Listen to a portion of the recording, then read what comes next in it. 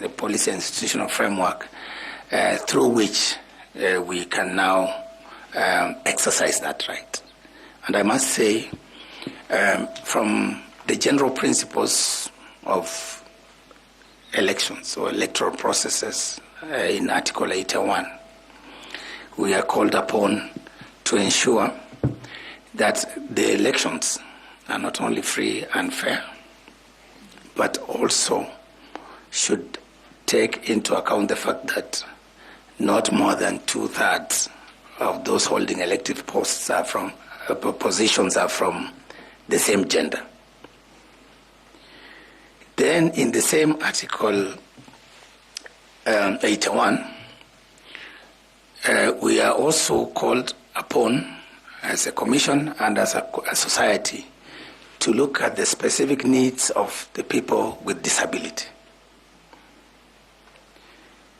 Then we have, of course, provisions around our youth, our women, and, of course, the marginalized people.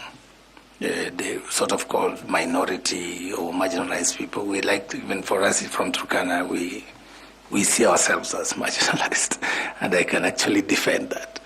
So the whole legal framework that supports the realization of the right to vote, the right to participate in the political processes. So we have the Elections Act, which provides the elaborate processes from the pre-election, during the election, and after the election. Then we have the Iebc Act, which sets up the Iebc, which, if I'm lucky, I'll be chairing in the next few months. And that's our main electoral body, which should ensure that the mandate in the Constitution is actually implemented. And that, of course, therefore calls upon institutions like Iebc and others to ensure to make sure the participation of marginalized groups is taken into account in their election planning and regulation. So when you talk about the regulations around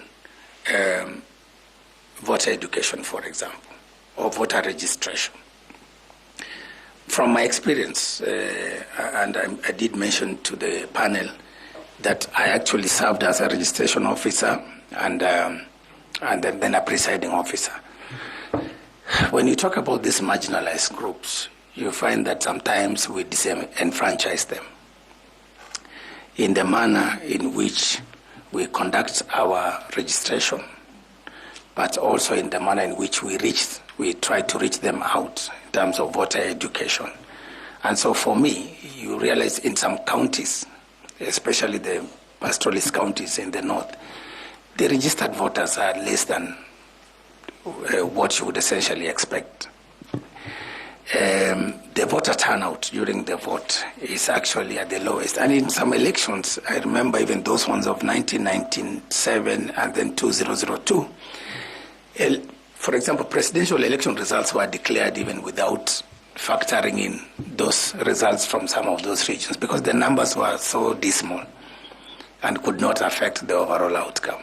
So I think as we have conversation around this issue, we need to look at those internal processes but also external processes, the barriers, and how we can remove those barriers. So just picking it up from there, yeah. I see you have identified some of the challenges that the marginalized people have.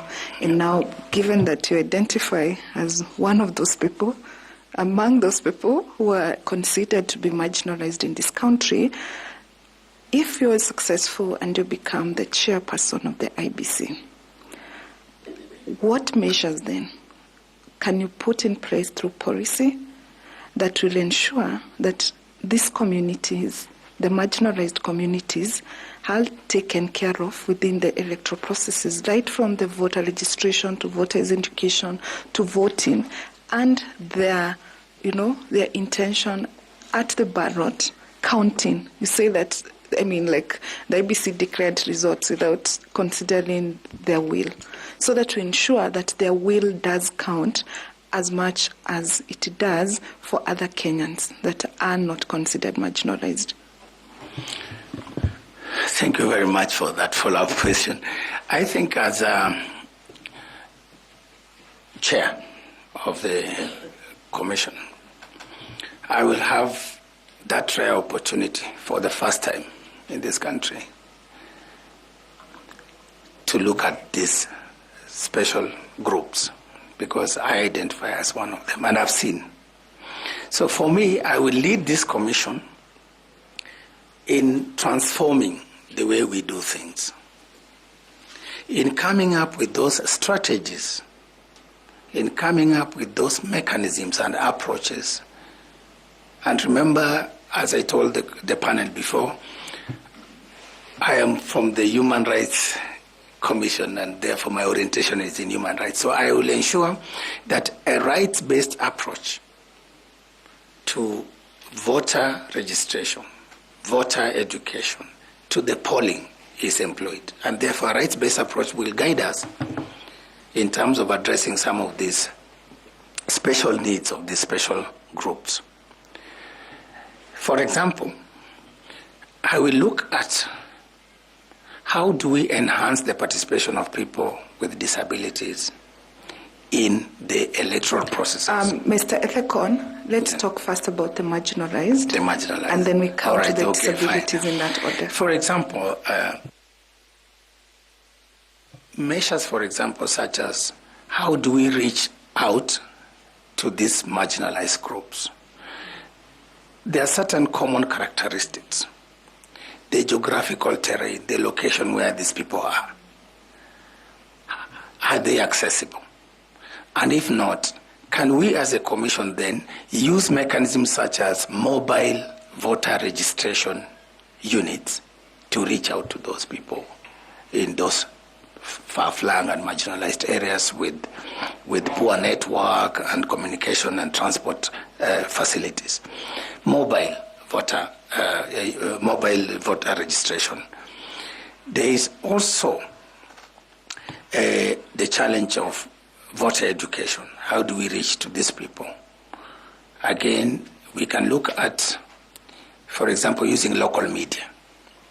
There are now, luckily, with the advent of devolution, we have counties and many people have invested in vernacular radio stations.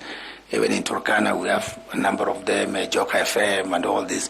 So this, as a commission, we work with these vernacular radio stations to reach out to those people who have not gone to school and who can understand the local language, so that then we can disseminate the information and voter education around that. Then during polling, you know, some of the factors that drive the low voter turnout in these areas, you find in some of these areas in northern Kenya, there's a drought, for example, during an election. People would rather concentrate on looking for the basic survival than go and vote, because that's a luxury to them. Areas where there is insecurity. Because of insecurity, people fear to go and vote. And in some cases, I'm told, Chair, with your permission, in some cases we are told, in some regions, during elections that is the season for cattle rustling. Because, you know why? The security are occupied supporting the election process, providing security around elections.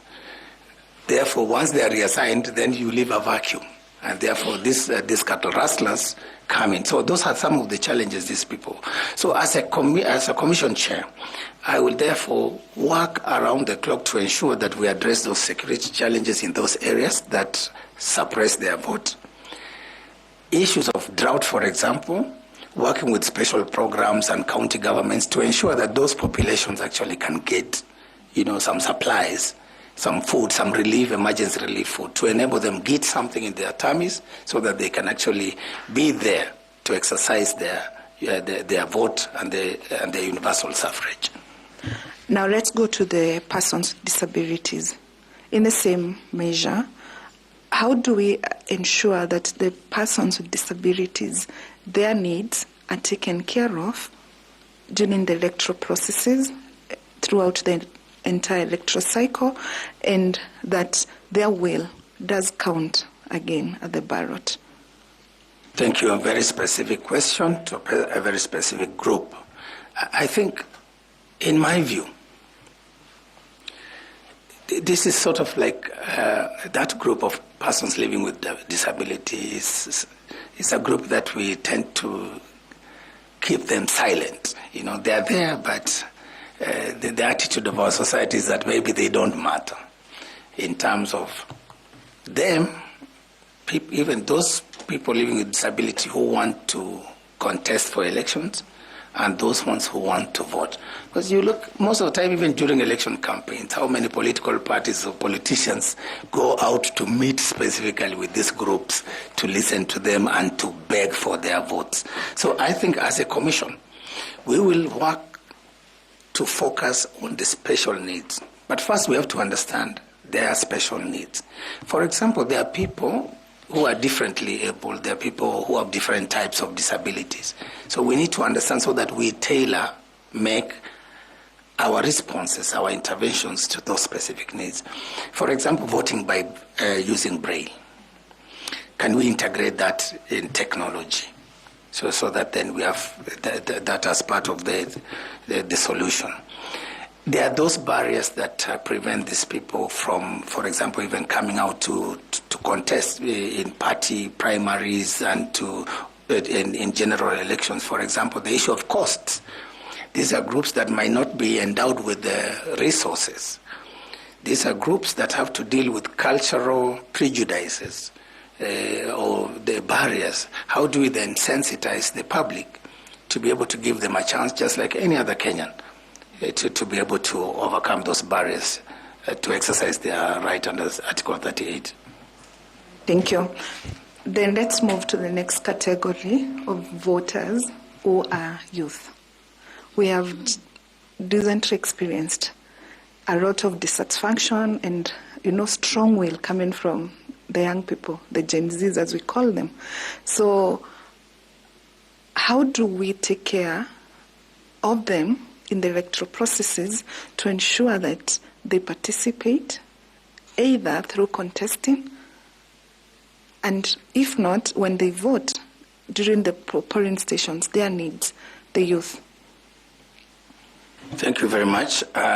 Again, my understanding is that from reading the post-election audit report of what transpired in 2022, this category of voters, the youth, were actually a significant number, around 39 point something, close to 40%. So in terms of the real numbers, around 9 million. And this group, of course, you can see their level of participation in an election where the voter turnout was about 64 point something percent. So this group, until of course recently, was again a silent sort of majority until last year when they expressed their views on what they felt. And I think as a commission, we, as the chair of the commission, given an opportunity, it is something that I will be alive to, and I will seek to engage with the youthful populations of this republic, given that they are now a significant number. And we are looking at, in terms of projections, maybe in the next election, if they are mobilized properly, if they register in large numbers, if they are taken through voter education so that they know even how to vote, this will be a game changer in terms of a population category in our election. So in terms of then, therefore, measures to bring them on board and to cater for them in our electoral processes, I think as a commission, one of the things we'll do, we will revitalize the Youth Engagement Committee. It'll be a specific committee, and I would love to chair such a committee. But so that then we work with their leadership, we work with these groups to identify what are some of these tools that we can use. For example, the use of technology. These are tech-savvy people. where these are people who are in spaces such as X, TikTok, Facebook, Instagram. So we can work with them and the big technology companies to see how do we reach out to these groups, what language do we use. I'm even suggesting maybe we can use the AI and algorithms to see how do we specifically target them and what kind of messages. So in terms of voter mobilization for them to register, but also to use technology platforms to be able to sensitize them so that by 2027, they are ready to exercise their constitutional rights.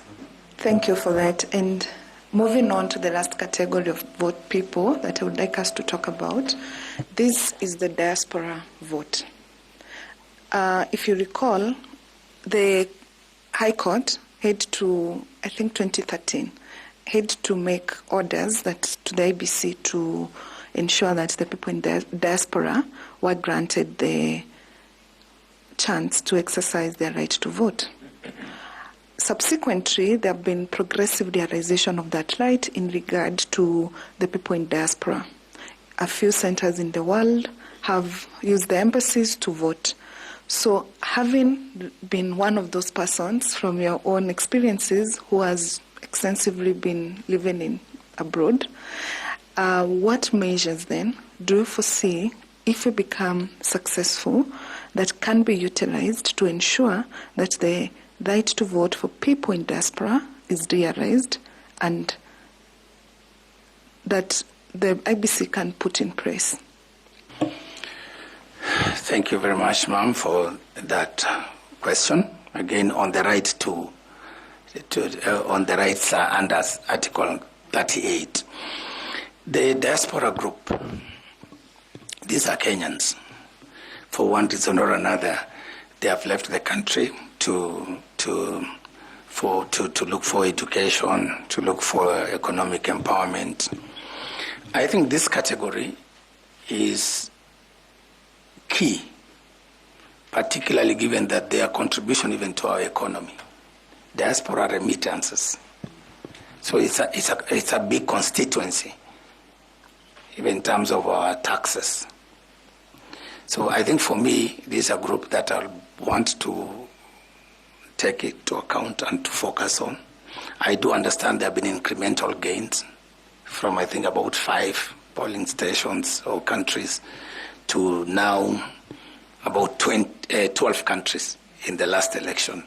And therefore, we are making progress. As you rightly pointed out, the Constitution gives these people the same rights as us, but it says progressive realization.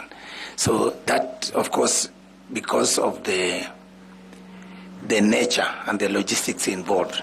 So as a new commission, duly constituted, in the next few months, we will have a platform, whether it's online or otherwise, to engage with this category, with our Kenyans in diaspora, so that then we can understand what is it that we can do differently to improve their progressive realization of these rights. And of course, we have to work with the Ministry of Foreign Affairs, and particularly the Department of Diaspora Affairs, to ensure that how can we structure our registration centers around the embassies and consulates. Maybe even radically we can suggest possibilities of these groups also doing special voting. For example, mail voting or online registration from where they are. So we can look at also the process issues and see what is it that we can change. And that might require also changes in law, so that to accommodate the participation of these groups in the electoral processes. Thank you. And lastly from me, coming back to the issues of voter suppression, intimidation, and bribery on the voting day, on the polling day, if we may talk about it that way. What are some of those measures that are needed as a way of reform, law reform, policy reform, to ensure that prosecution of those offences, voter intimidation, bribery, is taken care of? Thank you. I think we've witnessed, we're not talking hypothetically, but practically we've seen in the previous elections incidences of violence, intimidation, harassment, voter bribery, and we're almost making it sort of look normal, especially voter bribery, for example. And you see, even in some places, you are told, the old ladies, mamas, they'll tell you, my vote is 1,000. So if you don't have 1,000, don't even talk to me. So it happens even in our rural areas. And I think, of course, there are many other factors that drive that.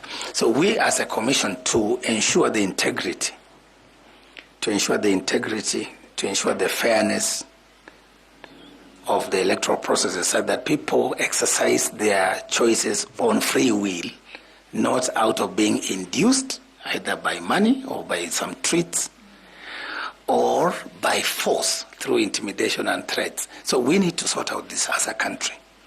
And therefore, when you look at the Election Offences Act, we need to look at those offences. Are the penalties in the Election Offences Act adequate? For example, I do know voter bribery will attract, for example, a fine of $1 million and maybe imprisonment of, I think, 6 months or 1 year, somewhere there. But anyway, my point is, are those penalties adequate? So we need to look at the Election Offences Act to see whether the penalties match the severity of these offences that are committed during elections. Number two, in terms of election security, how do we improve our election security around the election period, up to the polling and the declaration of results? So can we then ensure that we structure our security arrangements so that then our security officers are there to arrest some of these situations, including the incidences of violence? So that then, of course, again, working with the investigative agencies. That's why we bring in the office of the DPP to prosecute, to investigate and prosecute some of these offences. Of course, I've mentioned working with our police to increase, but also more importantly, that's a bit of the hard approach. If we take the soft approach of being a peace builder, can we then take measures to ensure that we sensitize our populations on the counterproductiveness of violence, intimidation, and bribery, so that then we're able to explain to them, to educate them on the importance of avoiding some of these tactics that actually disenfranchise our populations. All right. As a follow-up question, I hear you proposing harsher penalties and sentencing, measures. But I'm wondering, there is an existing legal framework today that seeks to deal with these issues. In my view, the problem is not actually maybe the law. The problem could be that that law is not being implemented, is not being enforced, and as you said, we have started taking it normal and casual. The bribery issues, the violence, the harassment, the intimidation of voters that at the end up suppressing voters on the polling day. My concern, and where I would like us to maybe clarify, how do you see IEBC come in that area? The law exists. I hear you on your proposals, but in the context of the existing legal framework, what would be the IEBC's role to ensure that these offences are taken care of? I hear the conversation on the DPP, the IG, but does the IEBC have any role outside these other agencies, these other government agencies?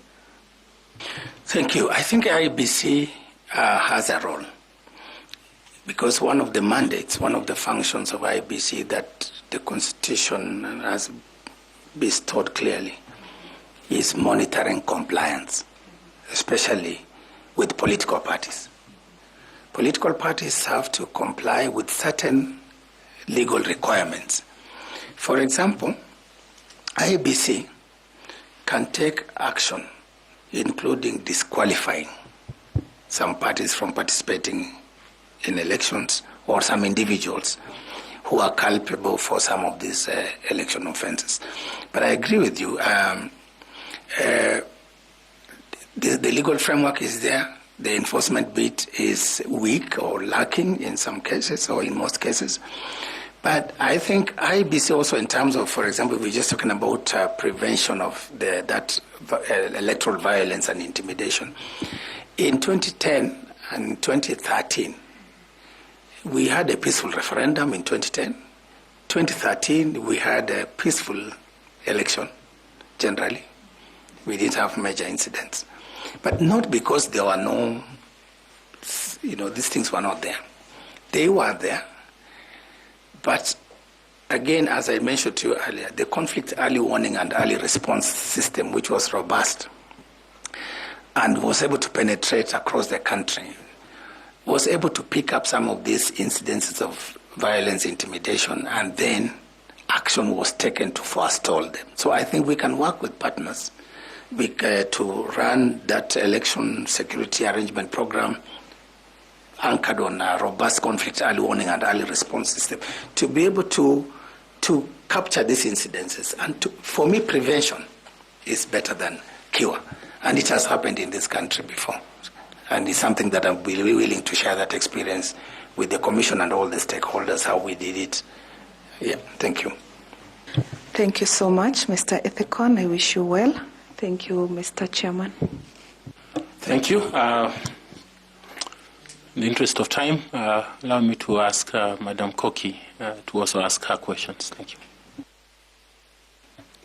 you. Thank you very much, Chairman. Mr. Ethekon, karibu tena, and thank you for a very elaborate response to some of the questions relating to elections, electoral process, and cycle. I would like to just ask two brief questions around the electoral cycle. You have spoken a lot about issues relating to elections operations plans, post-election reviews, legal reforms, and proposed a number of ways to address some of the challenges in elections.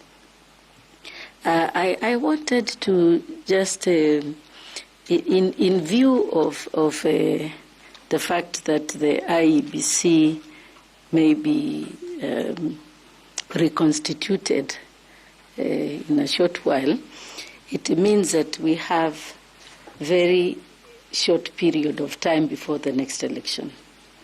So in the process of electoral cycle, it also means that we will be required, you will be required to lead a process that will address all the electoral cycle activities and the phases that usually take 5 years to be accomplished, and you'll be required to do that in 2 years and 4 months, to be precise, actually. I want you to tell the panel, if you are given the opportunity to become the chair of the Electoral, the Iebc, what would be your priorities? I don't want to ask you about the electoral cycle. Clearly, you understand what it is.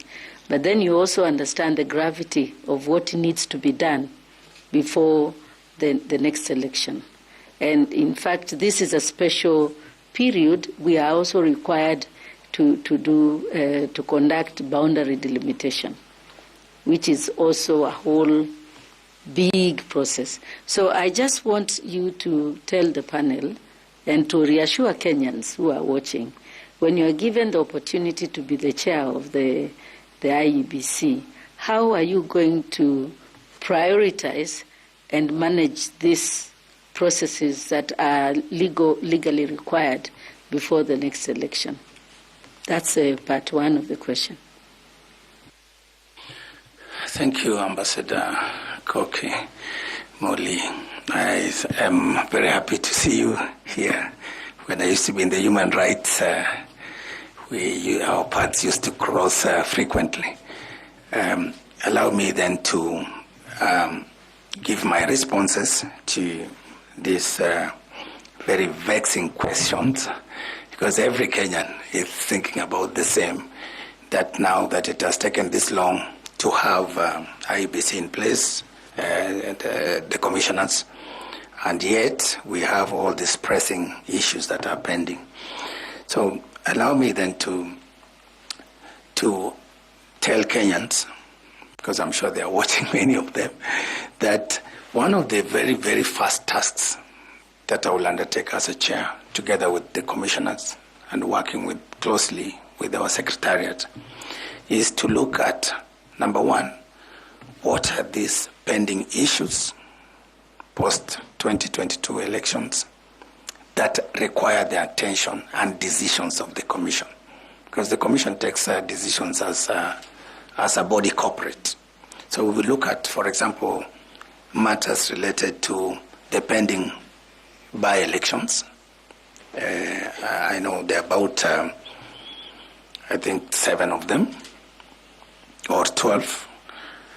There are issues around, of course, boundary delimitation, for which the constitutional time limits for review lapsed last year around March. And then, of course, there is now where the rubber meets the road, the 2027 elections. How can we then work backwards from the August date to where we begin our work as a commission? And I must tell Kenyans then, therefore, that the reason why this exercise is being undertaken is so that to have the 7 commissioners who will be a board corporate, who are responsible for initiating some of these actions through either gazetting some processes to begin. So as the new chairman, if I'm successful, I will work with my secretariat and colleagues to look at how do we then sort out the issue of the by-elections. How do we initiate that process? Number 2, the issue of boundaries, as you have mentioned. What then needs to be done now that the constitutional time limits has lapsed? So we look at it, I am sure, before the time lapsed, because I know we have a secretariat, and I know these are some of the most professional Kenyans running that secretariat. We will find out as a commission to what extent had they begun the preparatory processes towards the boundary review and delimitations. So we'll look at the work already done, see what needs to be taken forward. But there are also, Ambassador, with your permission, there are also certain hard questions we have to ask ourselves.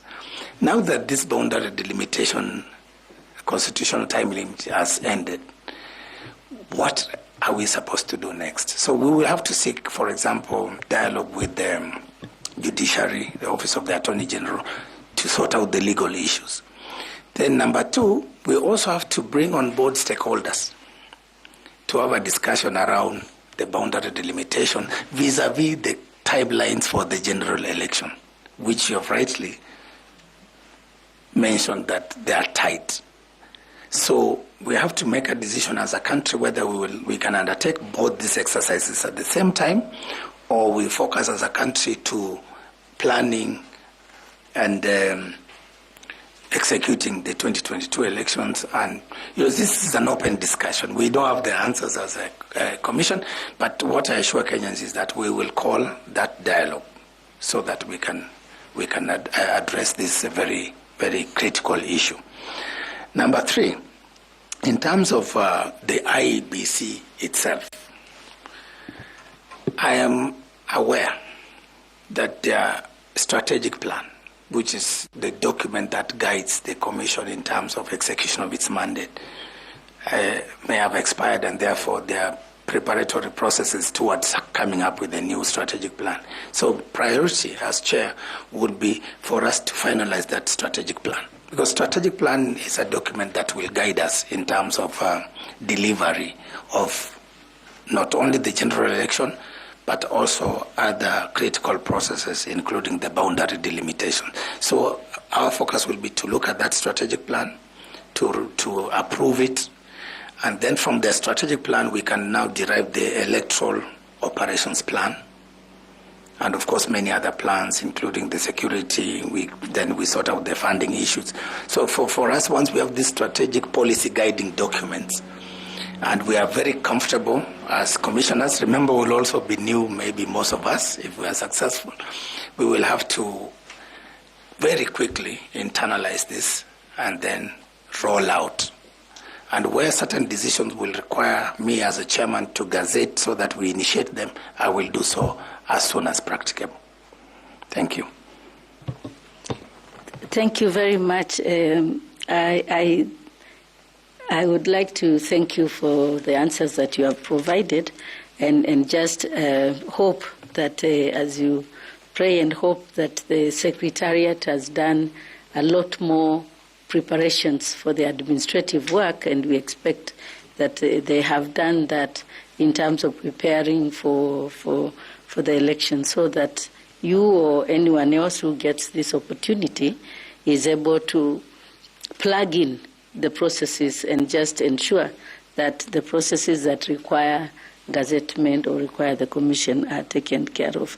Just lastly, I know the boundary delimitation will consequently resort to fresh registration of voters, and of course there are younger voters who have since become of age that will be registering, and that requires another big job of cleaning the voters register, updating it and making it current. And all this work requires something you have mentioned called budget and funding. How are you going to address that issue? We have read that the Secretariat had proposed or asked for some money, and I just want us to discuss briefly on the issue of budgeting and the issue of your 6 colleagues, because being a member of the Iebc does not necessarily require you to have specific skills and competencies that you may require. So it may require some induction or some training. How are you going to deal with this to bring together this team and to get the necessary funding and budgets to carry out the work? Thank you, Ambassador. I think the issue of funding of Iebc and the elections and other processes, including delimitation, if we go there, will require us to engage with the Parliament, because that's the one that holds the purse strings. We will need to also engage with the Treasury to see how we can unlock some of these things. You know, our elections, of course, my understanding is sometimes you read in the media and elsewhere, is one of those expensive elections. And I know, of course, there are those cost drivers. So as a commission, we are aware that, of course, because we live in this country, we are aware of the limitations of the resources because of the hard economic times, not only in Kenya, but globally. So we will look at what we can get from the exchequer. But first and foremost, we will have, as new commissioners, we have to sit with our secretariats to understand the costing element, the cost aspects of our work. So that then, even as we seek funding, whether it's 60 billion, as I've read it in the media, or 100 billion, we know exactly what we are talking about. And as a project manager, one of the things that experiences and skills that I've built over time is that element of costing the various tasks and units. So you attach certain units cost to some things.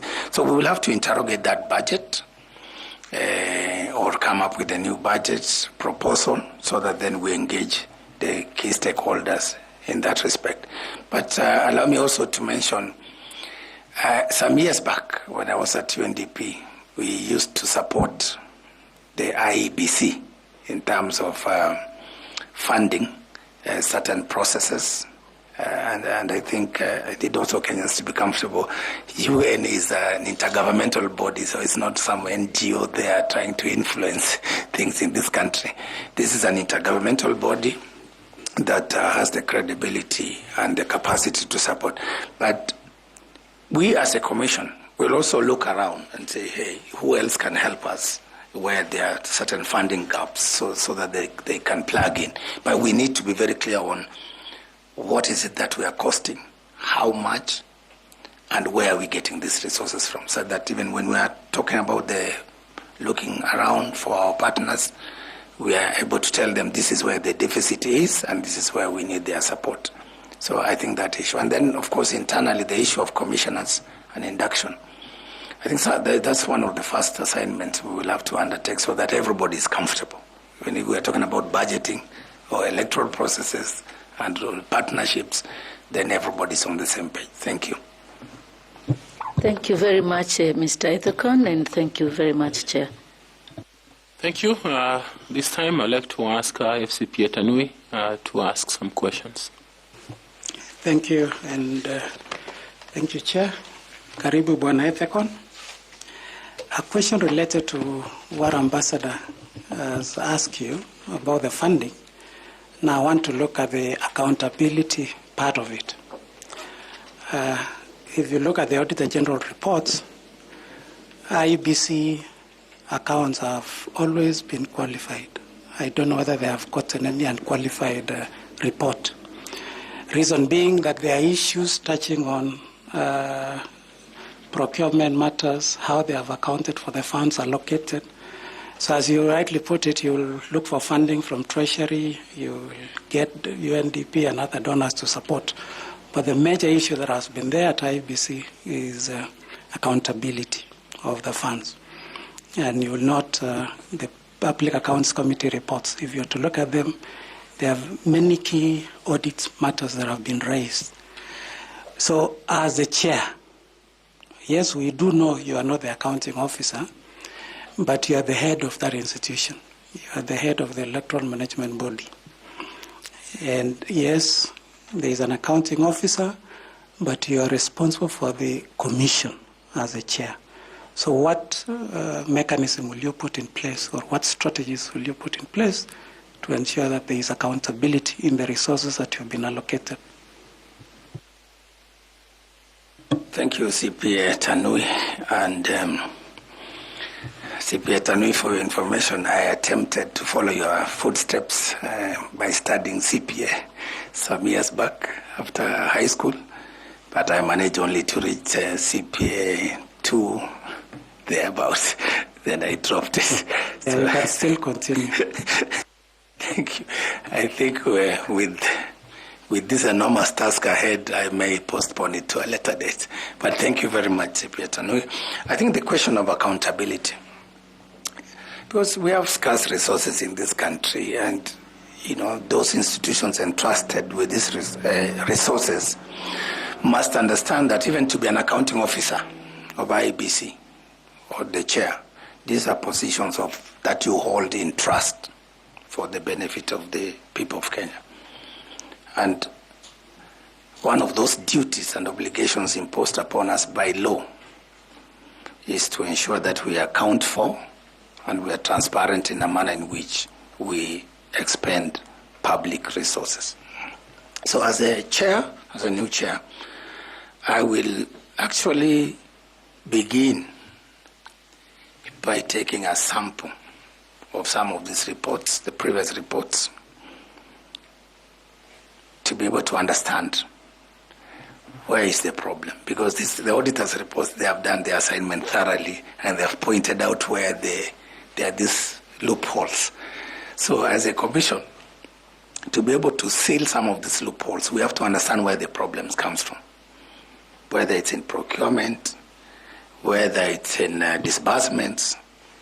So we will interrogate these reports see the clear recommendations of the Auditor General, but also the recommendations of the Public Accounts Committee, so that then we have to set up an implementation framework and timelines on how we are going to address those. It could be that maybe the money has not been lost or eaten. It could be that there are certain weaknesses in terms of the internal processes, and therefore we need to strengthen our financial management and risk management processes and procedures and policies.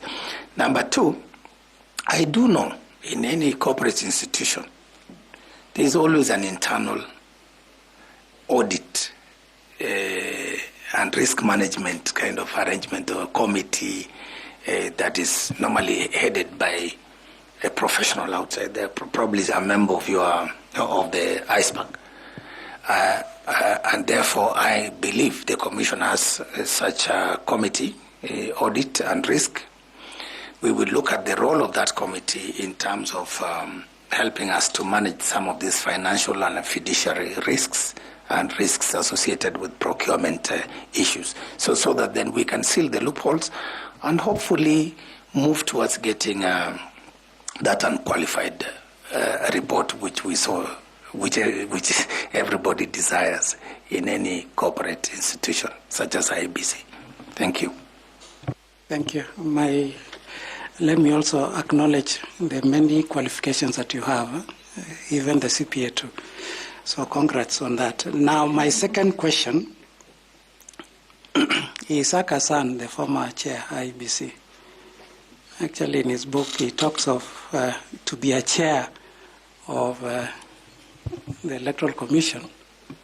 He calls them 3 Gs. And one of the 2 Gs that I remember is that you need to have grandchildren, you need to be playing golf. And I was looking at your age, and I was wondering whether you meet any of those criteria. So what do you tell people who are saying you could be young enough to be the chair of Iebc? Thank you, CPA Tandui. Maybe looks are deceiving. I don't know. But at the age of 48, going to 49, I think this is the prime. This is the best age any professional can wish for, to be in positions of higher calling and higher responsibility. So to me, I feel I have the energy, I have the aptitude, the intellectual alertness, I have the necessary tools in terms of education and experience. And looking even forward, I believe if I do a splendid job in this running this commission for the next 6 years, it's basically I'll have something to tell my grandchildren because I'll still be alive to tell them the stories and the younger generations of this country. So for me, this is the right age. Thank you. Lastly, given the nature of our politics, and you rightly said looks may be deceiving, and I've actually listened to you, I think, for the last 1 hour, and I'm figuring out what transpired at KICC in 2007. You remember when the chair of Iebc there, Kivuitu, who was at KICC, and just the other day at Bomas of Kenya, and looking at Ethekon today, you know, the presentation that you've had, you're mean, you know, you're humble, and those demonstrations that happen after the elections, people are walking to your office at Iebc, and they say they want to see the chair, or you're preparing for 2027 elections, and you have a stakeholder meeting, we are convening in a room like this, and there are players, active players in the elections, and they are demanding. Do you have that stamina to address those presidential candidates that have walked into Iebc headquarters, that are confronting you and demanding that you do certain things in a particular way? What can you say of that? Thank you, sir, for that question. I think it is very serious what in the last, in some of these elections, like the ones you have cited, that those incidents happened in the Republic of Kenya. It is very sad. It's very unfortunate. As proud Kenyans who take this country as our proud home, because we don't have any other country, for us to degenerate to a level where we reach to those I don't know even how to describe those incidences, but as a country, we, in as much as I, as an individual chair in that hotspot, will have to think on my feet and how to handle the situation.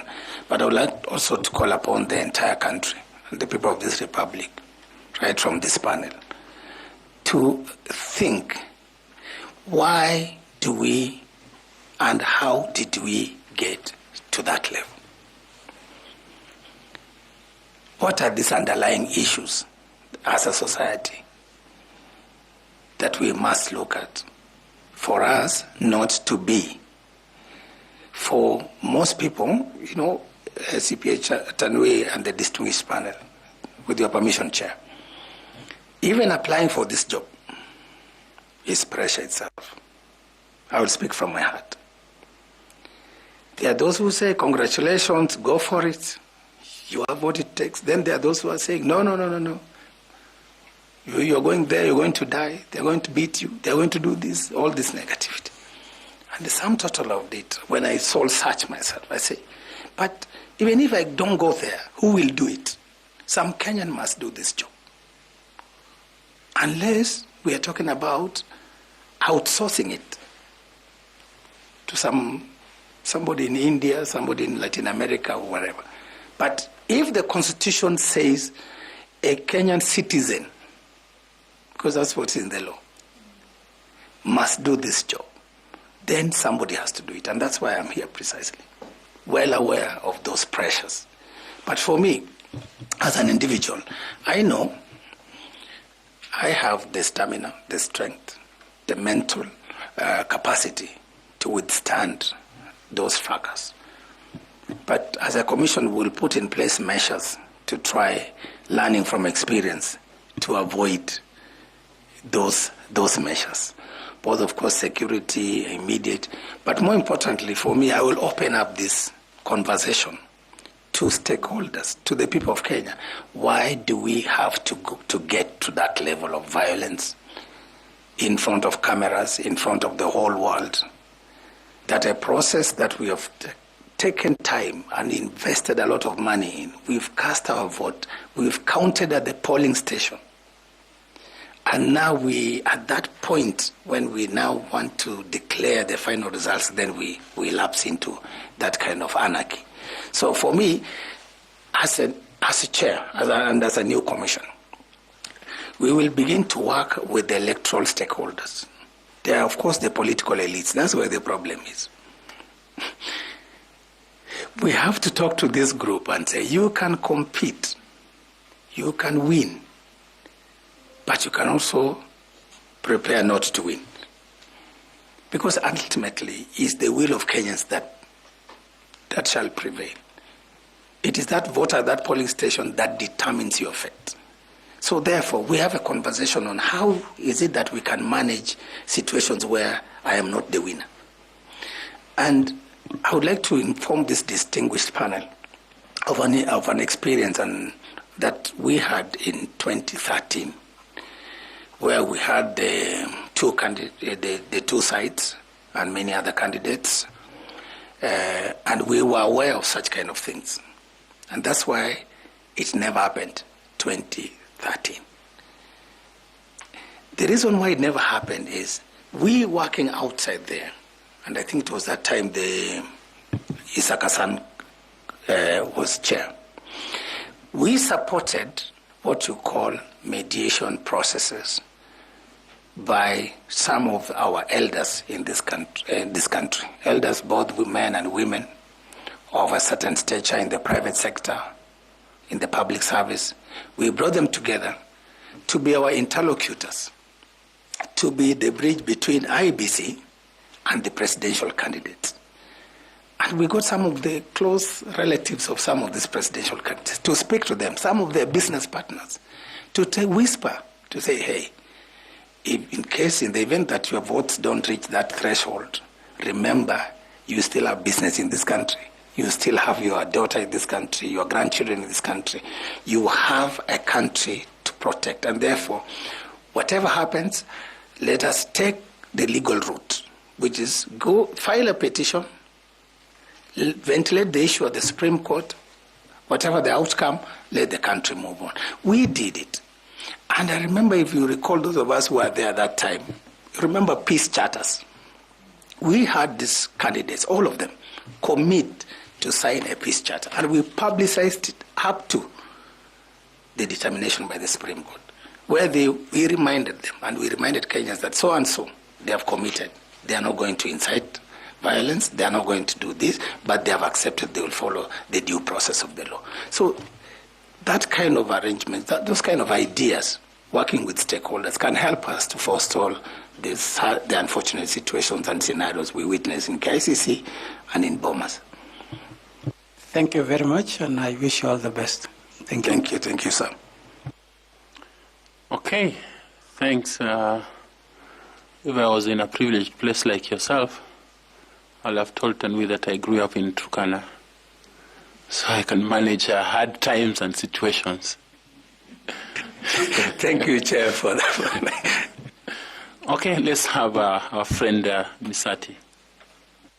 Thanks so much, Ethekon. You have actually explained yourself. I was just doing a follow-up on when Ambassador Koki asked you about the priorities. Maybe you forgot about the issue of voter registration. I want to follow that with my question, where I'm looking at the IEBC commissioners and the secretariat. In the Krieger report, there were some recommendations which were done on how IEBC commissioners and the secretariat should operate. May you set right to this panel some of the recommendations that you know of, the information you have, because given that you are going to be the chair of IEBC, given an opportunity, you should be able to be fast about those recommendations of the Krieger report. Thank you, Mr. Mohati. Misati. Mr. Musati. Misati. Thank you. Sorry about that. Yeah. The Krieger report arose as a result of the events of 2007-2008, in which we experienced that post-election violence. And then, of course, there was that process of internal review of our electoral management bodies. And I think some of the recommendations touched on the roles, the functions of the secretariats vis-a-vis the commissioners. And therefore, there was a recommendation to clearly delineate these roles so that to avoid situations where there are conflicts between the secretariat and the commissioners that can sometimes undermine the credibility of the institution, but also the credibility of the electoral processes. So that's one of the key recommendations that I can recall. Thanks so much. Now, I want to make a follow-up question on the same. Kenyans are watching, and Kenyans are wondering why, for instance, the roles of the IEBC commissioners, when they are not there, the gazettement, the issue of gazettement, so that voter registration can go on. What is your take? Because it's actually the secretariat which should be able to do that. Because why? Is it a problem in the regulations or in the law? Because the law says voter registration should be a continuous process. So Kenyans are wondering, why should IEBC staff all over the country be earning even salaries in the first place? What do you think you'll be able to do as a chairman to ensure that this process of voter registration is continuous. Because like now, if the commissioners are not there, they're not doing anything much, why should they not be doing voter registration in the first place? Thank you, Mr. Mohachi. I think this issue has also been disturbing my mind whenever I try to interrogate our electoral processes and wonder why do we have to wait until sometimes towards elections, then we start running like headless chickens, trying to do mass voter registration. And yet, the Commission over time has set in place structures, has put in place staff that can actually continue on a normal, regular basis to register voters and to clear. So for me, I think my understanding at the moment is that the law, as it is, arising from the constitutional provision that makes IEBC a corporate entity, that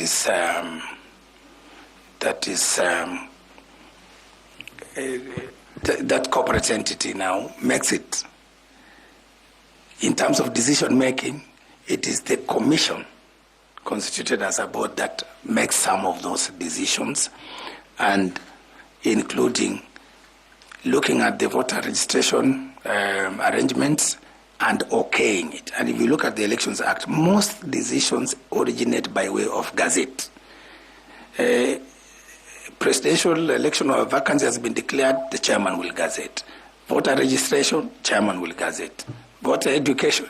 So for me, we need to look at the law as it is and to ask ourselves, does it serve public interest to continue doing things this way, or public interest will better be served if we decentralize some of these things so that then all that is needed is some kind of delegation of responsibility to the Secretariat to run with it.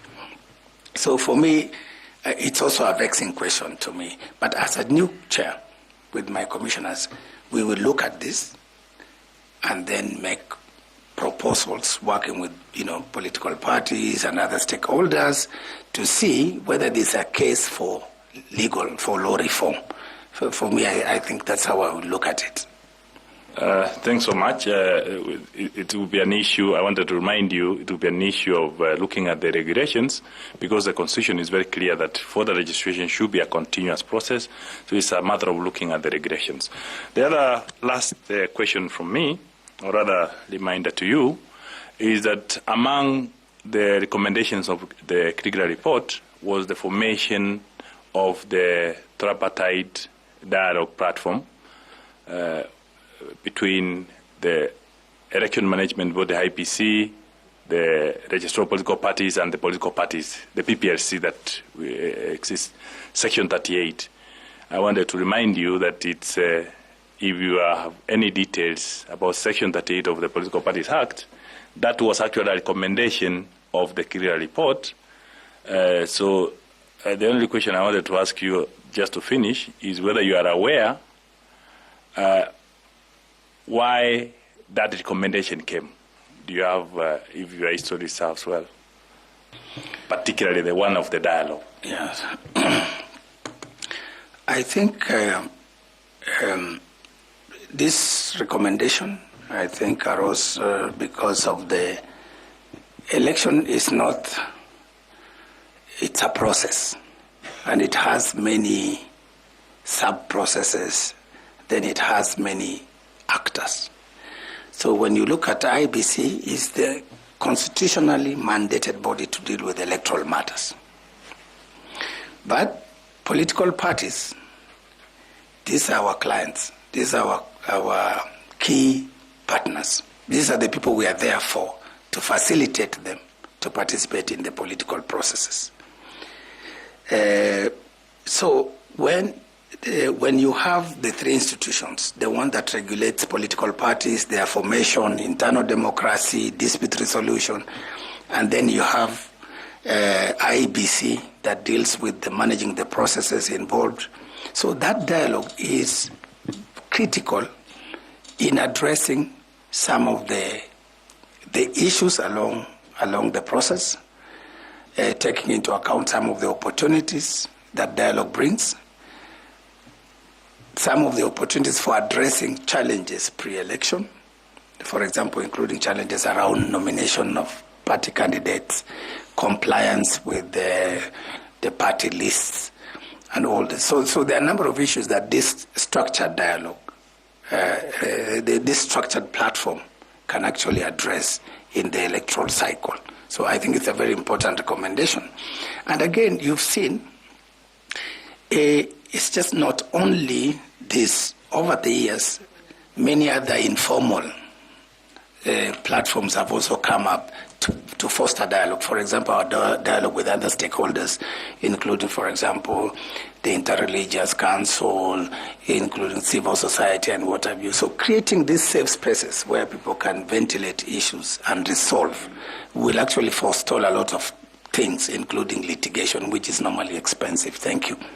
Thanks so much. I wish you well, but I just wanted to remind you that when the Clear Commission, they were getting public information, they were told that the suspicion between the political parties and the election management body was so much during that post-election violence. The parties complained they were not getting information. So that is the reason why that dialogue, because for us to have a free and fair process, the stakeholders, the key players, the political parties have to be brought to the table to avoid that suspicion. Thanks so much, and I wish you well. Totally agree. Thank you. Thank you, Mr. James Misati. And I would like to ask Ms. Fatuma Saman to also ask some questions. Thank you, Chairman. I would like to take this opportunity to congratulate you and thank you, Mr. Ethekon, for being an inspiration to the children of the North. Thank you. Thank you, Madam. Doing 4 degrees and 2 diplomas in carefully selected areas is not a mean feat. So thank you from a mother. That's outside the interview. I've listened to you express clearly the Iebc mandate, the role, the understanding of how the governance structures and how they work. So for elections to be considered fair, the Iebc is expected to manage the electoral process not only by ensuring neutrality among the candidates, but fairness to the voters to the extent that the voters get equitable access to voting and the vote is protected and has a meaningful result till the end. The vote is protected and is meaningfully, it has a meaningful impact till the end. Because if you look at carefully our history, voter apathy and disillusionment comes from the lack of that. So if you are lucky to become the chair of the Iebc, how would you ensure that the voter gets that equal opportunity and the votes are protected till the end and they have a meaningful impact? What are the initiatives that you will champion as the chair of the Iebc? Thank you, Madam. I think there are a number of issues that arise there. Number one is the issue of Iebc taking its mandate seriously, because Iebc is mandated to ensure that not only is the election fair, free, credible, transparent, verifiable, and more importantly, peaceful. Iebc is required to run the election in such a way that it must be seen to be what the Constitution has said. So all those elements must be there. And therefore, as we plan our electoral cycle, as we put in place our electoral operation plan, we have to put it in a way that it speaks to these issues. Number one, on the issue of the fairness, the participation of voters, we will put in place a system that will ensure that all the eligible voters are registered and are prepared to exercise their constitutional rights to vote. That therefore includes us reaching out to those marginalized areas, as we've had that conversation already, through those strategies. It involves us looking at those special groups, which we've had that conversation already on those strategies, and those will be in that operational plan. But more importantly, once we've registered everybody, we have to ensure the issues around the voter register, that we clean it up, that it's properly audited to ensure that only those eligible voters are actually allowed to exercise their voting and constitutional rights. Then number two, in terms of that part, the middle part, the polling, we have to ensure that we put in place measures that will forestall. For example, when you're talking about the neutrality and fairness, issues of, for example, those bribery and undue influence, intimidation, come into mind. Because you cannot have a free, fair, neutral election when the voters are actually constantly being bombarded with either bribes, intimidation, harassment, and all these sorts of threats to a free and fair and neutral election. So we will put measures in place, working again with actors, political parties, candidates, to ensure that we manage these incidences that will put undue pressure to the voters, so that they're able to express their free will, exercise their universal suffrage rights, based on the quality of their vote and the quality of their vote. Because a vote that you cast in your free will is a quality vote. Then there are issues of access during the polling. As an ex-presiding officer, there are certain barriers that can affect citizens' access, and especially those with special needs, to the polling station and to the polling booth, and to be able to cast their vote as of their free. That's why, for example, we have measures such as mechanisms to assist some of the voters who cannot be able to write, to read and write. Those measures are there just to ensure that they are assisted to exercise their constitutional right. So that in that way we ensure that fairness and equity. Then, of course, during the voting, the security around the polling station should be such that it gives people the confidence to come and cast their vote. That's where now we look at, of course, issues. For example, we have some special categories. We've not even spoken about them. For example, women. In elections, you find that this group can be intimidated, and because it's a rough game, we've made it rough, which it shouldn't. It should be peaceful and smooth. So you find that sometimes we scare some of these constituencies because then, coming there to haggle, to fight, to kill, and all that. So I know, of course, currently the commission has the number of voters accessing the particular polling station has been capped at 700, I think, to facilitate that that opportunity to cast their vote quickly. But we will look at those special issues around the security of, for example, women, mothers with their children, pregnant women, and the other, of course, special groups, including people with disabilities. And then, of course, the integrity of the process itself, just to make sure the Kenyans have confidence that if I cast my vote,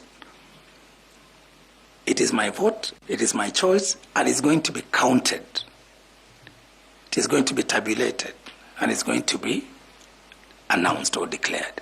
So again, we will make sure that the Commission and our staff conducting these exercises do the right thing. And of course, as a Commission Chairman, I will ensure that our staff, those who are managing elections and managing other processes, are people of integrity, people who can protect the Commission and the integrity and credibility of their processes.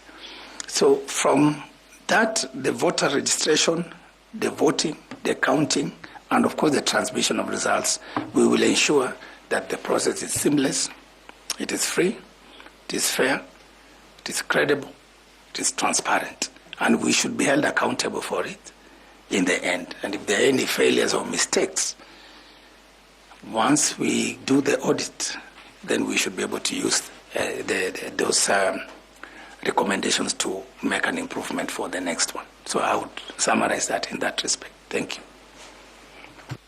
As a follow-up question, what would be the role of voter education in all this, bearing in mind that there are stakeholders whose rights have been curtailed using negotiated democracy, which actually undermines democracy? So if you are to tweak the curriculum, or rather to improve and create, take care of these interests in terms of stakeholder engagements, what are your thoughts around this? Thank you, Madam. I know negotiated democracy, I think sometimes it happens in where we come from, in the northern parts of the country, where elders sit and stakeholders sit and agree. Maybe some candidate shelves their ambition in favor of another one and things like that. And maybe in the process, the people of that region miss out on maybe a candidate who could have served their needs better had they been given the freedom and the choice to support that candidate. So for me, I think, I don't know whether our law allows for negotiated democracy. I don't think it allows for negotiated democracy at that level.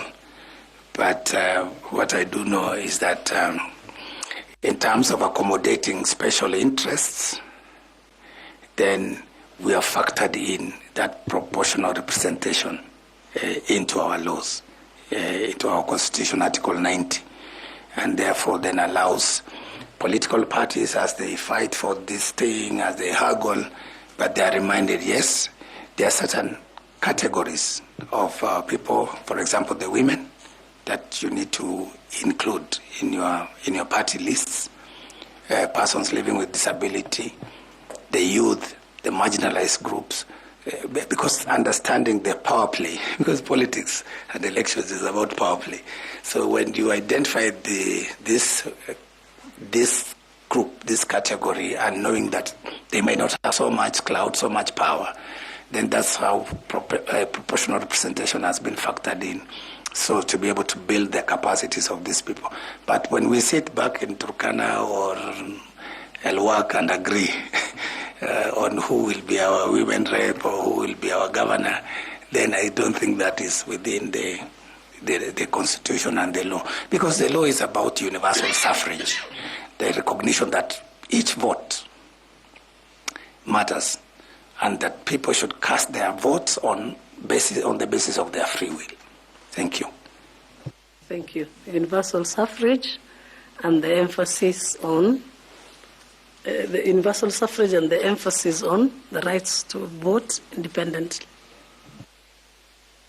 Thank you very much. Now we'll ask Nicodemus Bore to also ask you some questions. Thank you very much, Chairman. You have generally described yourself as a human rights lawyer. though you did something on oil and gas. I don't know, you had the intentions of becoming a baron, oil baron. And from your CV, you have also noted that you have worked very closely with the women of the world and developed very gender-sensitive policies. Coming back home, we note that there has been this very elusive two-thirds gender rule principle. And now, given a chance to become the chair of Iebc, what strategies or recommendations would you propose to help us achieve this principle? Thank you, Mr. Bore. I think the question of gender is very important, and I think our Constitution speaks to that question. And I think I just finished by trying to discuss that issue of proportional representation. So in terms of gender, this has been a national debate. And when I look at the books, when I look at the reports and the discourse generally out there, and looking at what the Commission did in the last election, the Commission, working with political parties,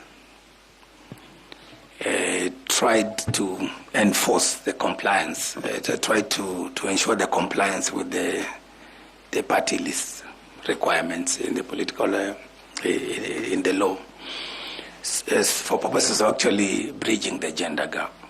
But of course, there were some challenges, which I will explain. But generally speaking, when you look at our county assemblies, the elections under Article 177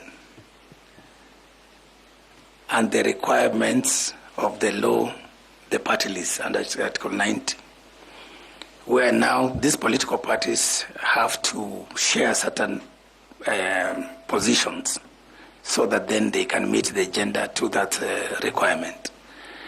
The reports, if you read the post-election evaluation report, it shows that actually the county assemblies have met the two-thirds gender rule. And you can begin to see the process by which some of the safeguards in the law, where now the computation of how do you allocate those seats. And despite the fact that there are still about 4, according to the Elections Act, but the County Government Act talks about 6. That's the youth, people with disability, and the marginalized groups. But the gender top-up, taken in totality, then the county assemblies have met it.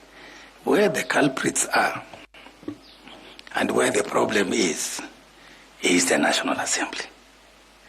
The Senate, I think, has a gap of about 2 to meet it, just to slightly to stagger to it.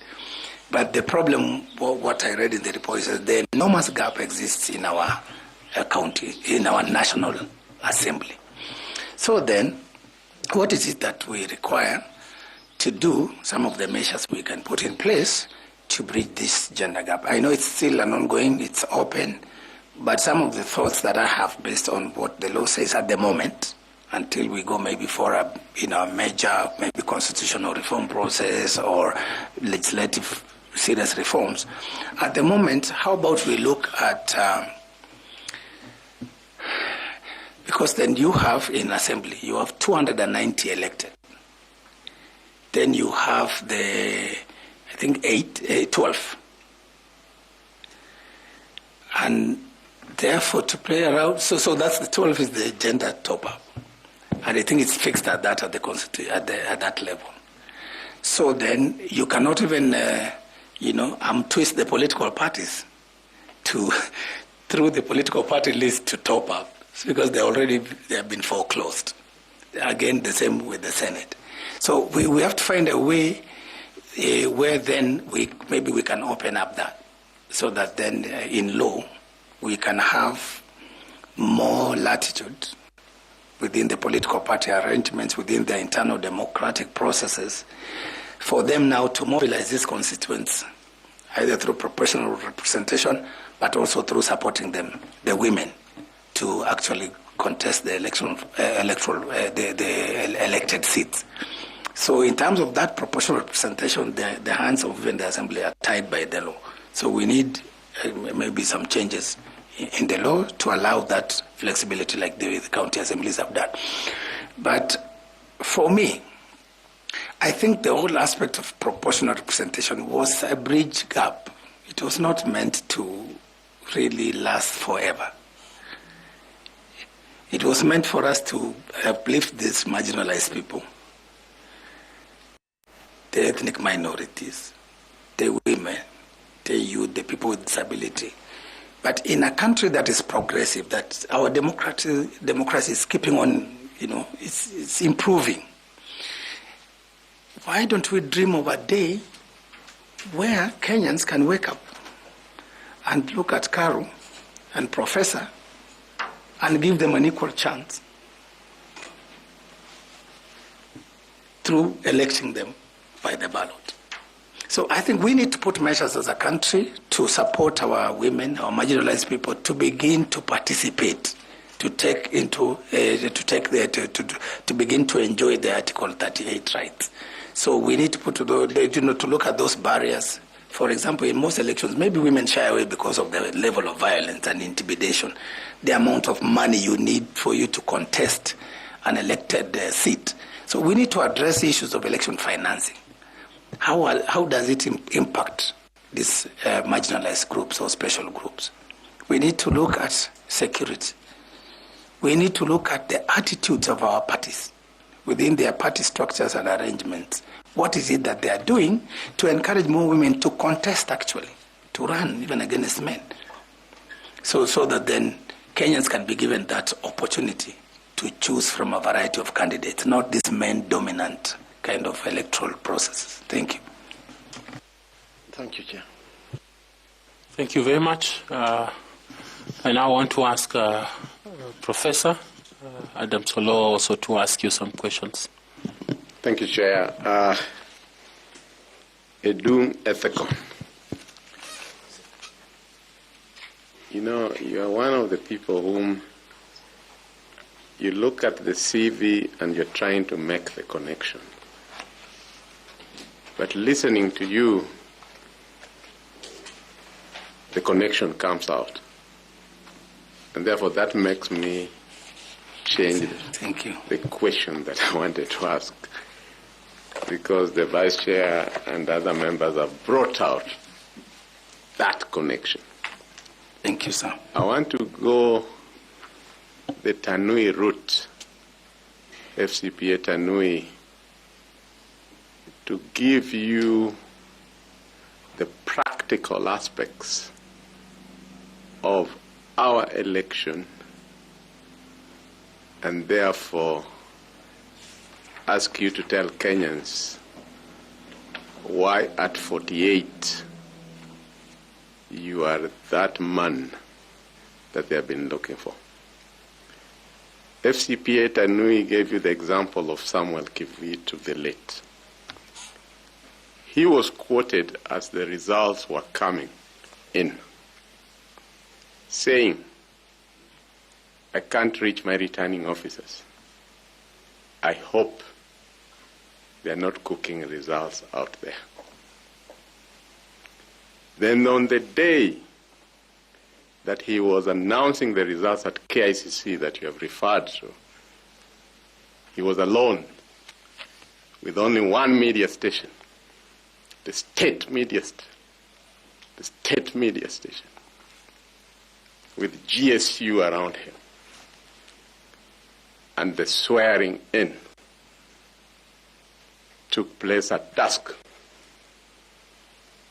No normal fanfare, no presidents invited, no ambassadors invited.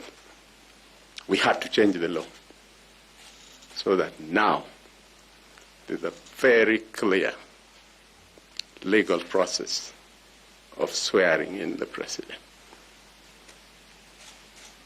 in Bomas that you have talked about, a near similar scenario took place. The Supreme Court, even as it threw away the petition, said that the chairman had created an illegal office. The chairman had assigned fellow commissioners what you would call hospitality duties. And in the illegal office, the secretariat was carrying out duties that normally the commissioners are supposed to oversight. You gave us the example of how you and other men and women of wisdom of this country saved the country in 2013 through backroom channels. In other words, the pressure cooker, you released it to release the gas to the Supreme Court that was created by the 2010 Constitution because of the 2007. What I'm asking this gentleman from a marginalized community who, as Fatuma says, has gone against the odds, if you are made chairman, what would you do so that we don't make the Supreme Court the releaser of the pressure, and instead Iebc, led by Edung Ethekon, is the one that resolves and brings confidence to Kenya that finally we have a referee that leads an election that is fair, that is transparent, that both winner and loser and Kenyans and observers can say this was the result.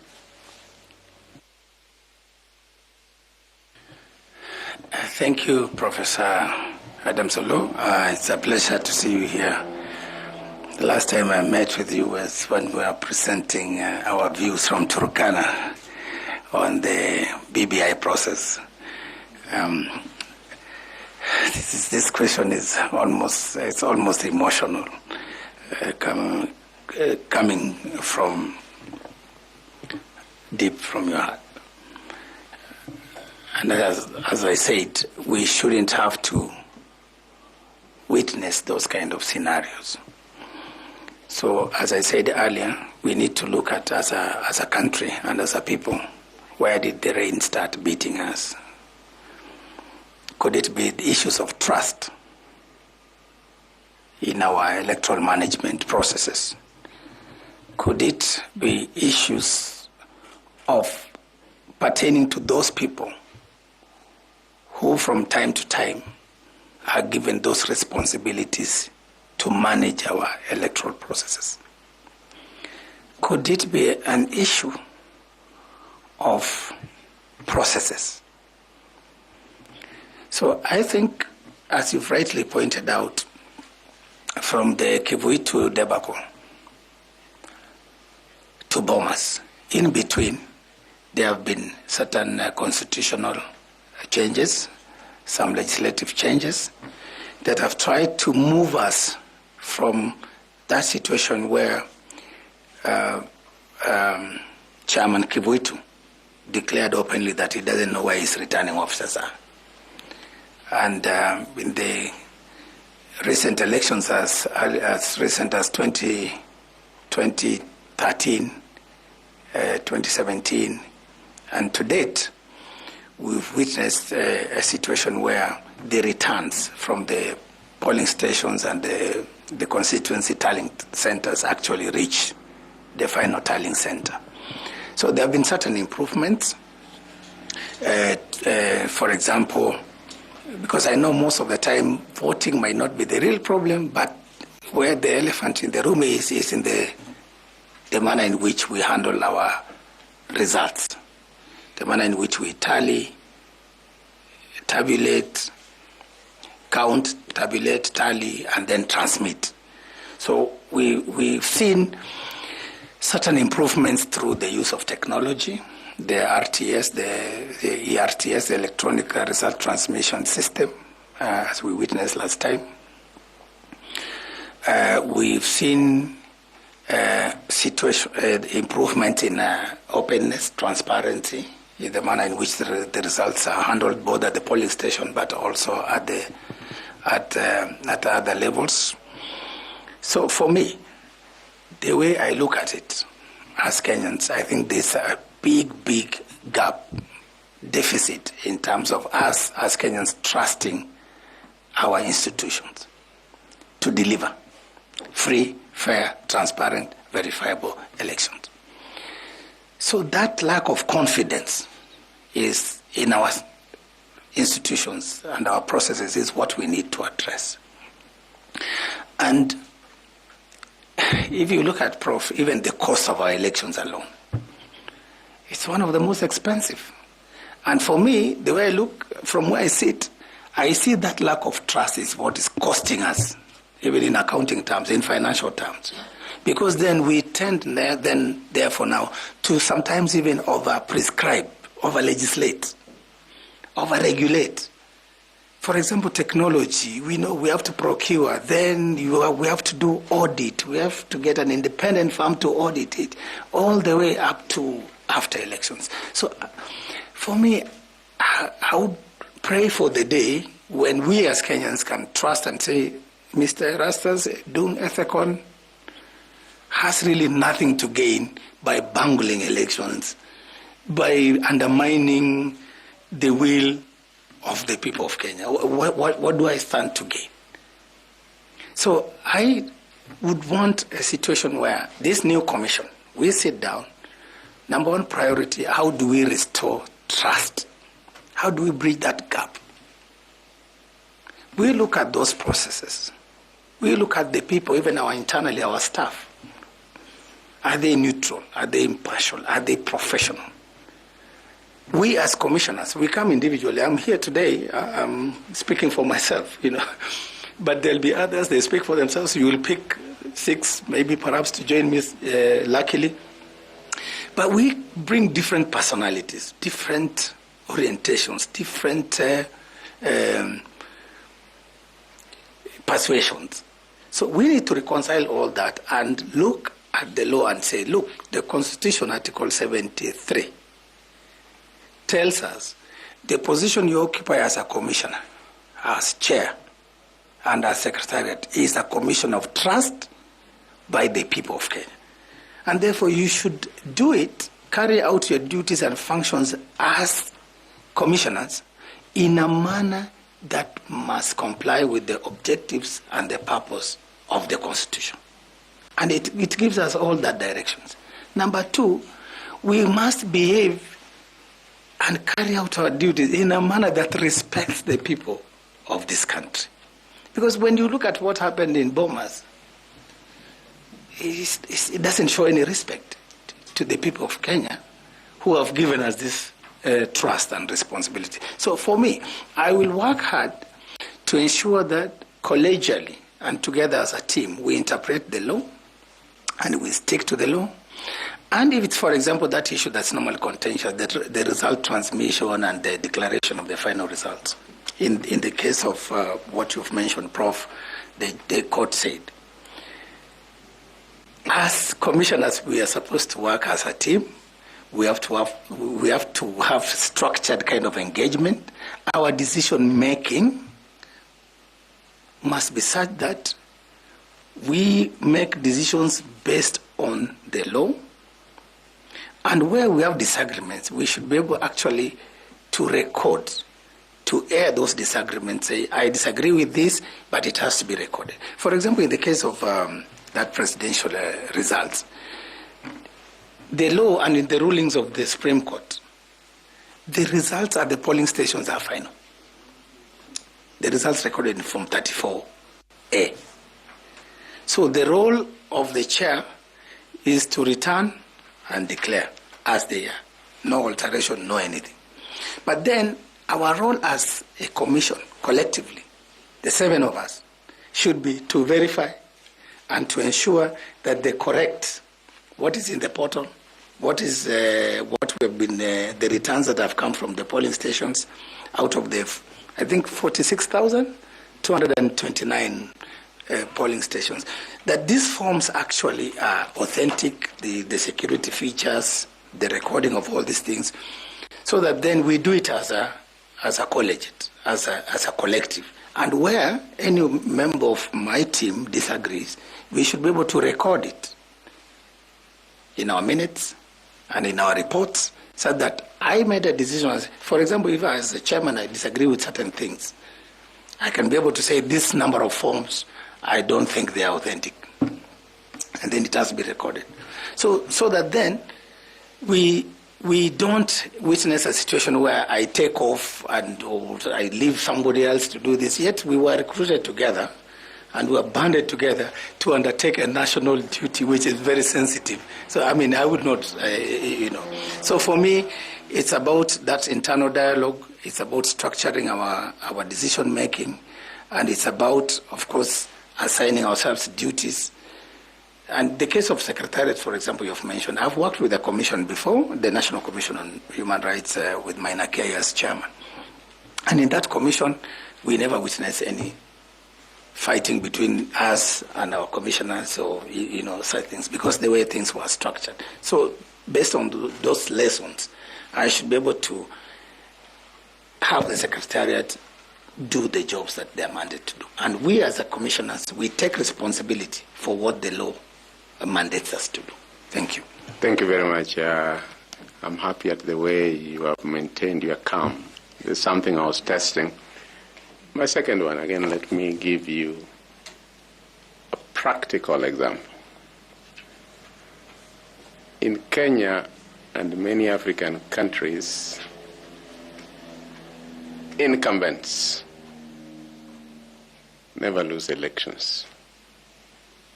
You've already had the country, and we have to address these things because we need to always save our country. We've already heard of one-term president. What has been the response from his side? We are the county that knows how to produce presidents for 24 years. So you can already see where the country is getting to politically. My question to you is that effective leadership at Iebc is not merely about technical competence. Effective leadership at Iebc needs selfless service based solely on public interest. The question, triple E, because you are Erastus Edung Ethekon.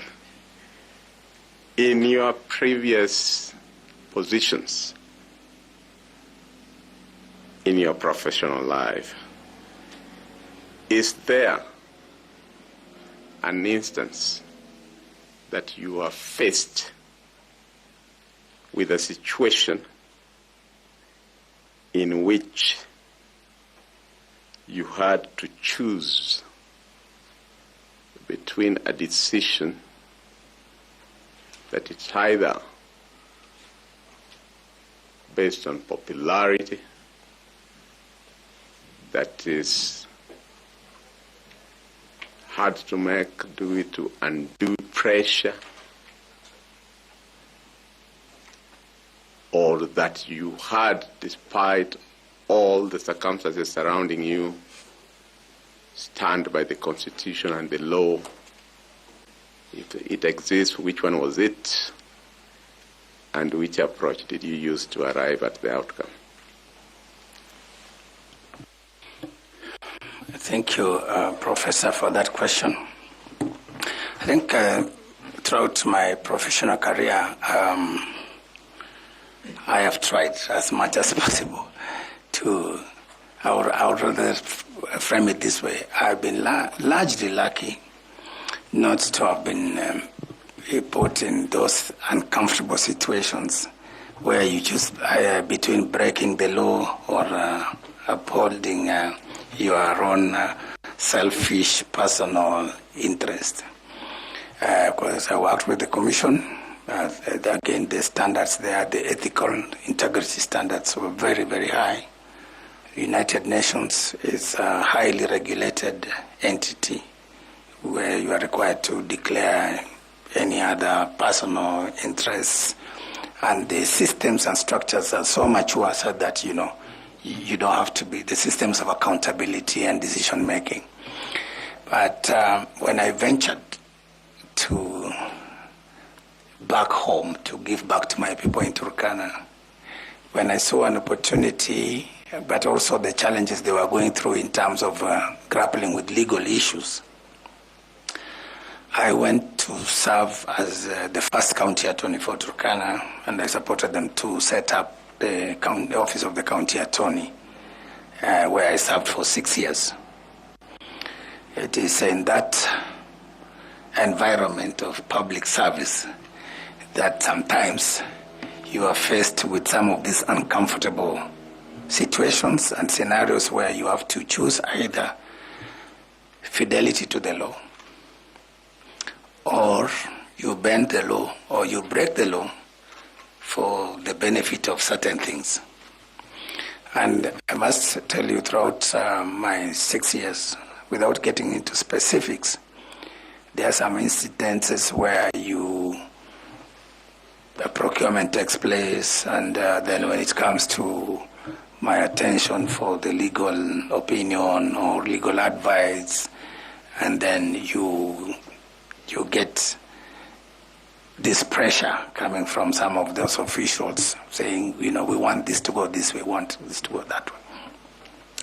For me, as the county attorney that time, and even now in future when I assume a public office, I have always maintained that fidelity to the law. There are those instances where I have had to say as it is. And the way I managed to circumvent that, or to beat that kind of group, was to do my advisory in writing and to say, this is against the law, take it or leave it. And in that case, then people started getting used to it. So that therefore then by the time they come, they bring an issue to my attention, they know I will stick with the law. But then the downside of it, sometimes some of these guys go underground, so they do their own things there, and they don't bring to your attention. So that by the time the CPA Tanwis group comes, the auditor, they check their books. That's when some things come out of the closet. Then you realize, but what happened? This should have been brought to my attention. And this situation could not have arisen had you brought it to my attention and followed my legal advice. So for me, the respect for the rule of law, the respect for the Constitution, the processes, the Public Finance Management Act, the procurement law, the public officer ethics, those are not things you can compromise with. So when it comes to that, it actually helps you. It's not even a dilemma, Professor. Because when the law is very clear, what dilemma do you have? You just follow the law and you'll be on the right side. Thank you. Thank you, Chair. Do you have some 2 short questions, kindly? Yes. One Ethekon, you are quite elaborate when my colleague Caroline Kichuku asked you about the diaspora vote. Could you name 3 countries in Africa and any 2 outside of Africa where diaspora voting took place in their last general elections? Thank you, Prof. For this progressive realization of the Article 38 rights, I think As I mentioned earlier, the Commission has done some work, and we have 12 countries. And within Africa, South Africa, where I've just returned from, I think I got that information from where the Consular General there was voting, diaspora voting in South Africa. Tanzania, our neighbor here. I think Rwanda. Surprisingly, if I may add, I hope you are not limiting me to the three. Even our Southern Sudan, with all the challenges they are going through in terms of the conflict situation. Outside our continent, we have Canada, United States, and we have not left the European continent behind either. Germany is one of those countries where our diaspora brothers and sisters participated in the vote. Thank you. Thank you very much.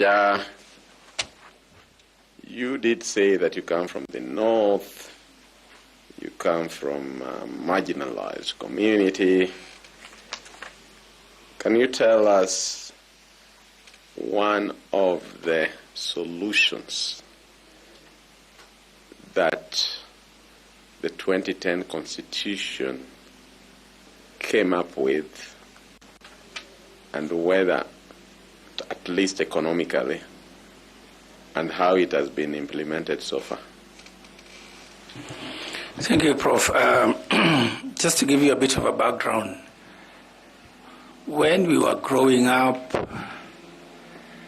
and I was little, my uncle resided in Eldoret. My mother used to come, being a single mother, she used to come to see my uncle, her brother. And when we traveled from Turkana, in those days we were using the lorries. Sometimes you are hitchhiking on this transit goods going to Southern Sudan, and it will bring you to Kitale. Then from there, that's when you see matatus, and you see buses, and you see nice shops and stuff like that. So it used to be a popular stereotype, or maybe I can just say it's jokes. Whenever Turkanas arrive in Kitale, the Matatu people at the stage, they'll be joking with them, calling them, Lokone, Turkana, you're coming, where are you going? Hello, Alosi. They will say, the Turkanas will be like, Alosi, Kenya. Like, we are going to Kenya. So we have come from Turkana, we are going to Kenya. So later on, when I became a bit mature and understood the geography of Kenya, I realized actually Turkana is in Kenya geographically. But even then, having confirmed that we are there geographically, but when you look at the conditions in Turkana, the poverty, schools, from class 1 to 4, I was learning under acacia tree. This is not a joke. And the beauty part of it is when the wind blows and the weather changes, then you have an opportunity to run home because, when you're young, you don't like school that much. But see, we grew up under those difficult circumstances. And so the Catholic Church was actually our kind of de facto government because it's the one that was providing us with basic services, education, health, relief food. So, but something significant happened in 2010, and the new constitution ushered in devolution, decentralization of government. And with decentralization of government, power, resources, I think for us, sometimes we tend to joke among ourselves and say, this is Turkana's independence hour. This is our independence time. This is the time now we're beginning to see what freedom is. Freedom from, the basic needs. Freedom from hunger. The right to expanding access to basic education. So with devolution and the first phase, we've had tremendous progress in Turkana. Even if you don't talk about tangible projects, for example, just the sheer number of Turkanas who are employed alone and accessing a salary and are able to support their extended families, so that even during droughts, they are able to cushion them That alone is very significant. But with the county government, where I served for 6 years, both under the first governor and the second governor, we've put in place structures, the county integrated development plan. Thanks for all that. Because of time. Yes. Constitutionally, what's the prescription that the Constitution put in place for marginalized community, not just Turkana, all marginalized communities in Kenya, and how has it been implemented so far? Of course, in terms of, I was just giving a specific example for how devolution, of course, that decentralization of the government and resources has made improvements in those marginalized areas. And for me, I think that's the most actually significant. But there are also certain rights in the Bill of Rights that recognize the rights of these minorities and marginalized groups. And that's why, for example, then, the rights to political participation. We also have affirmative action. For example, the revenue sharing formula takes into account that aspect of marginalization in the allocation of resources. So the revenue sharing formula, but there's also the affirmative action fund, which is meant to bring those marginalized areas to some level. What's the name of that affirmative action fund? It's okay. I cannot remember the exact wording, but I know there's the affirmative action fund. Yeah. Thank you very much, Mr. Ethekon. We have enjoyed this time with you. We appreciate the robust engagement, and we've even overshot our time. And thank you for allowing us that privilege. We asked for memoranda to be given to us about you. We didn't get any from Turkana, and we haven't gotten any from any other part of the country. And so we will let you go. Thank you. And maybe invite you when we receive something like that. Do you have any question for us? Thank you, Mr. Chair. I think not really a question, but to sincerely thank the panel for giving me an opportunity to have this kind of interactive dialogue with you, but more importantly, to give me a chance, to stand a chance to serve this country and to make it a better place for us and the future generations. Thank you very much. Thank you. Every dream is valid, and we wish you very well. Please remember to pick your documents, and there's a bottle of water there. You didn't use it. You might find it helpful after this.